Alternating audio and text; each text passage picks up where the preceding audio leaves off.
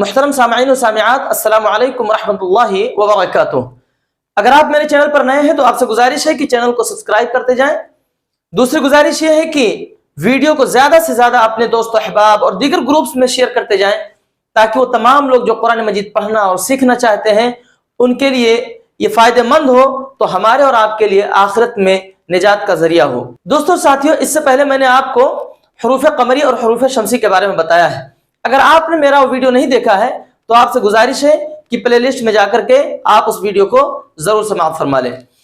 آج کا ہمارا جو سبق ہے وہ ادغام بلا غنہ پر مشتمل ہے۔ ادغام بلا غنہ کسے کہتے ہیں؟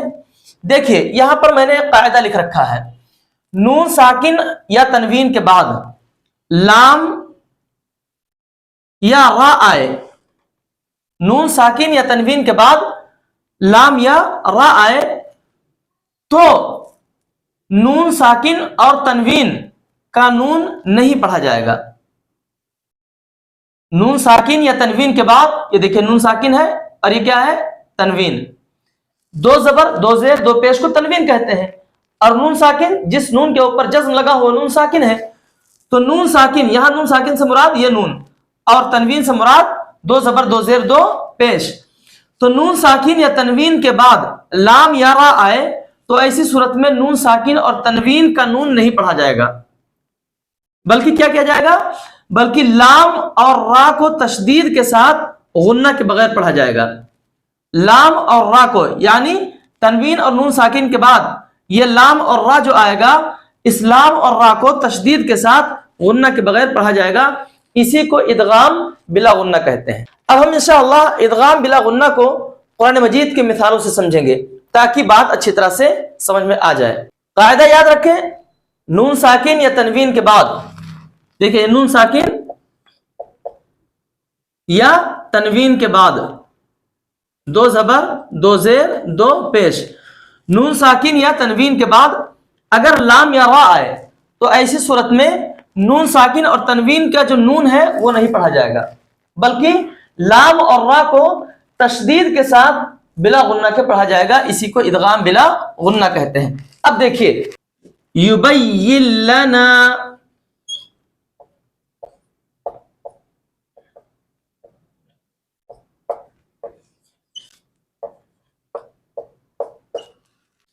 ما للبدن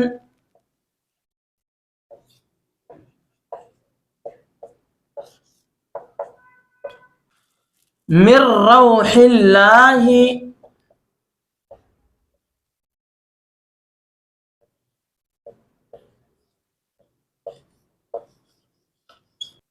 من ربک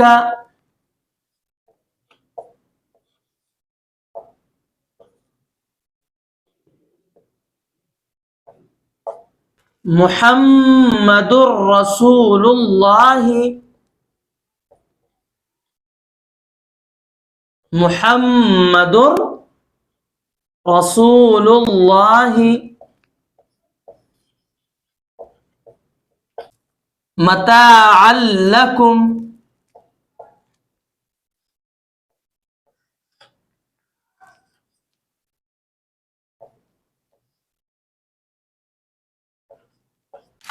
اب آپ دیکھیے یہاں پر کچھ مثالیں دی گئی ہیں ادغام بلا غنہ کے۔ قاعدہ آپ کے ذہن میں ہوگا تو انشاءاللہ اس کو سمجھنا آسان ہوگا۔ قاعدہ کیا ہے؟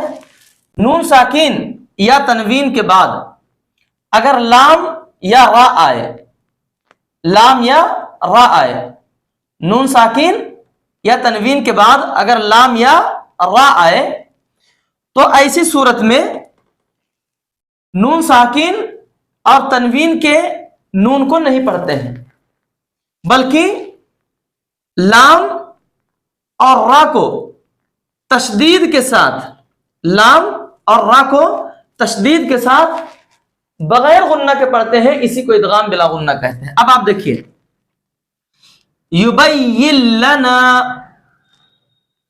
میں نے یہاں پر یا کو ڈائریکٹ کس میں ملایا؟ لام میں ملایا۔ قاعدہ کیا بتایا؟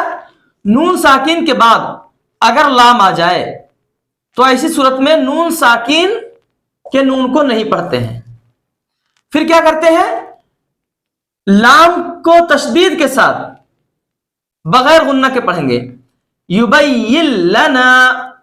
अब आप देखिए कि मैंने या को डायरेक्ट किस में मिलाया, लाम में मिलाया।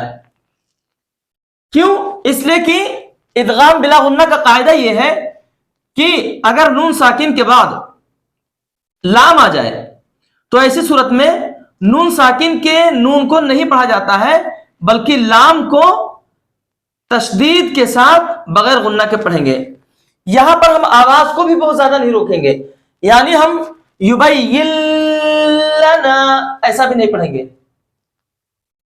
अगर हम ऐसा पढ़ेंगे तो गलत हो जाएगा, युबय्यिन लना ऐसा नहीं, बल्कि हमें इसको बस मिलाना है, उसके बाद वहां से आगे निकल जाना है, युबय्यिन लना, युबय्यिन लना। अब उसके बाद हम दूसरी मिसाल देखते हैं, मालल लुबदन। अब आप देखिए कि मालल, मैंने लाम को लाम के साथ मिला दिया, हालांकि यहां पर क्या लिखा है, मालन लुबदा। लेकिन इदगाम बिला गुन्ना का कायदा क्या है कि अगर तनवीन के बाद, ये देखिए दो जबर की तनवीन है, तो अगर तनवीन के बाद अगर लाम आ जाए तो ऐसी सूरत में तनवीन का जो नून है, ये देखिए ये तनवीन का नून, आप जानते हैं कि तनवीन और नून साकिन की आवाज यकसा होती है, यानी लन, देखिए ये क्या है, लन, और ये क्या है, लन, ये दोनों लन है और दोनों की आवाज यकसा है। आखिर में अन की आवाज आ रही है, दो जबर है तो अन की आवाज, दो जेर है तो इन की आवाज, और दो पेश है तो उन की आवाज। लिहाजा यहां पर आप देखिए कि हमने मालन लुबदा नहीं बल्कि मालल लुबदा पढ़ा। क्यों? इसलिए कि इदगाम बिला गुन्ना का कायदा क्या है कि अगर तनवीन के बाद अगर लाम आ जाए तो तनवीन का जो नून है उसको नहीं पढ़ा जाएगा, बल्कि लाम को तशदीद के साथ पढ़ा जाएगा। इसी को इदगाम बिला गुन्ना कहते हैं, जैसे मालल लुबदन। अब यहां पर हम आवाज को रोकेंगे नहीं, मालल लुबदा या मालल लुबदन ऐसा पढ़ना बिल्कुल गलत होगा। फिर कैसे पढ़ेंगे, मालल लुबदन, मालल लुबदन, इस तरह से पढ़ेंगे। तो आप देखिए कि हमने लाम को लाम के साथ डायरेक्ट मिलाया और तनवीन के नून की जो आवाज थी उसको हमने खत्म कर दिया, हमने उसको नहीं पढ़ा, यानी मालन लुबदा या मालन लुबदा ऐसा भी नहीं पढ़ा गया। ऐसा पढ़ना बिल्कुल गलत होगा। सही तरीका क्या है, मालल लुबदन मिर रौहिल्लाही। अब आप देखिए कि रा पर तशदीद लगा है, तो मिर रौहिल्लाही, हम इसको मिर रौहिल्लाही भी नहीं पढ़ेंगे कि आदमी उसको क्या करे मिर, यह तरीका गलत हो जाता है। हमें उस पर अपनी जबान को रोकना भी नहीं है कि मिर इस तरह से पढ़ें। दूसरी बात, हम ऐसा भी नहीं पढ़ेंगे मिन रौहिल्लाही, यह तरीका भी गलत है। सही तरीका क्या है, मीम को हम डायरेक्ट रा के साथ मिलाएंगे और नून की जो आवाज है हम उसको खत्म कर देंगे, उसको नहीं पढ़ेंगे। क्यों? इसलिए कि इदगाम बिला गुन्ना का कायदा यही है कि तनवीन या नून साकिन के बाद अगर लाम या रा आ जाए तो ऐसी सूरत में तनवीन और नून साकिन के नून को नहीं पढ़ा जाता है, बल्कि लाम या रा को तशदीद के साथ बगैर गुन्ना के पढ़ा जाता है। लिहाजा हमने उसी तरह से पढ़ा मिर रौहिल्लाही, इसी तरह से मिर रब्बिका। अब आप देखिए कि बिल्कुल पहले मिसाल की तरह से मैंने मीम को रा के साथ मिला दिया। क्यों? इसलिए कि इदगाम बिला गुन्ना का कायदा यह है कि नून साकिन या तनवीन के बाद, नून साकिन या तनवीन के बाद अगर लाम या रा आ जाए तो ऐसी सूरत में नून साकिन और तनवीन के नून को नहीं पढ़ा जाता है, बल्कि लाम या रा को तशदीद के साथ बगैर गुन्ने के पढ़ा जाता है। जैसे कि यहां पर हम देख रहे हैं, हम यहां पर मिर रब्बिका, मिर रब्बिका या मिन रब्बिका ऐसा नहीं पढ़ेंगे। कैसा पढ़ेंगे, मिर रब्बिका, मिर रब्बिका, मिर रब्बिका, इस तरह से हम पढ़ेंगे। मुहम्मदुर रसूलुल्लाह। अब आप देखिए यहां पर हमने दाल को रा के साथ मिलाया। क्यों? इसलिए कि दाल के ऊपर क्या लगा है, तनवीन। और इदगाम बिला गुन्ना का कायदा यह है कि अगर तनवीन या नून साकिन के बाद अगर लाम या रा आ जाए तो ऐसी सूरत में तनवीन और नून साकिन के नून को नहीं पढ़ा जाता है, बल्कि लाम और रा को तशदीद के साथ बगैर गुन्ना के पढ़ा जाता है। लिहाजा आप देखिए कि मैंने यहां पर मुहम्मदुन रसूलुल्लाह नहीं पढ़ा और ना ही मुहम्मदुन रसूलुल्लाह, या इसी तरह से मुहम्मदुर रसूलुल्लाह। ये तमाम तरीके गलत हैं। ना तो मुहम्मदुन रसूलुल्लाह सही है, ना मुहम्मदुर रसूलुल्लाह, ये भी नहीं सही है। फिर सही क्या है? मुहम्मदुर रसूलुल्लाह। दाल को हम डायरेक्ट रा के साथ मिलाएंगे और इस पर जबान को नहीं रोकेंगे और ना ही गुन्ना करेंगे। तो कैसे पढ़ेंगे? मुहम्मदुर रसूलुल्लाह, इस तरह से हम पढ़ेंगे। आखिरी मिसाल मताअल लकुम। अब आप देखिए कि यहां पर हमने आइन को डायरेक्ट लाम के साथ मिला दिया है। क्यों? इसलिए कि इदगाम बिला गुन्ना का कायदा यह है कि अगर तनवीन या नून साकिन के बाद लाम या रा आ जाए तो ऐसी सूरत में नून साकिन और तनवीन के नून को नहीं पढ़ा जाता है, बल्कि लाम को और रा को तशदीद के साथ बगैर गुन्ने के पढ़ते हैं। जैसे आप देखिए कि यहां पर मैंने मताअन लकुम या मताअल लकुम ऐसा नहीं पढ़ा, बल्कि कैसे पढ़ा? मताअल लकुम, मताअल लकुम। तो इस पर हम आवाज को भी नहीं रोकेंगे कि जबान जो है जाकर के ऊपर अटक जाए। मताअल लकुम या मताअन लकुम, ये तमाम तरीके गलत है। सही तरीका क्या है? मताअल लकुम। तो दोस्तों और साथियों, आज का हमारा जो सबक है इदगाम बिला गुन्ना, उम्मीद करता हूं कि अच्छी तरह से समझ में आ गया होगा।